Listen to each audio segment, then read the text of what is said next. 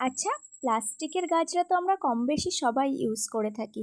কিন্তু প্লাস্টিকের গাজরার পরিবর্তে যদি আমরা অরিজিনাল ফুল দিয়েই বানিয়ে ফেলতে পারি খুব তাড়াতাড়ি এরকম সুন্দর একটা প্লাস্টিকের গাজরার মতো মোটা একটা গাজরা, তো এই ফুলটা তো সবার পরিচিত। হ্যাঁ, এটা টগর ফুল।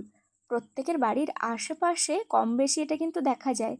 তো আজকে আমার চট করে মনে পড়লো যে যদি আমাদের বাড়িতে কোনো ছোটোখাটো পুজো থাকে বা কোথাও বেরোনোর থাকে, কোনো ফুল না থাকে, তাহলে আমরা এই ফুল দিয়ে সুন্দরভাবে রেডি হতে পারি।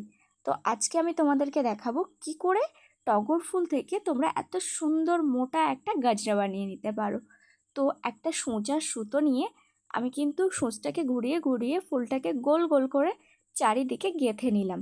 একটা একটা করে নিলে কিন্তু একদম হবে না, মনে রাখবে কিন্তু এরকমভাবে এক সূচ করে গেঁথে তবেই কিন্তু আমাদেরকে কমপ্লিট করতে হবে। দেখো, খুব কম সময়ের মধ্যেই তৈরি হয়ে গেল একটা খুব সুন্দর গাজরা। কেমন হয়েছে অবশ্যই জানিও কিন্তু।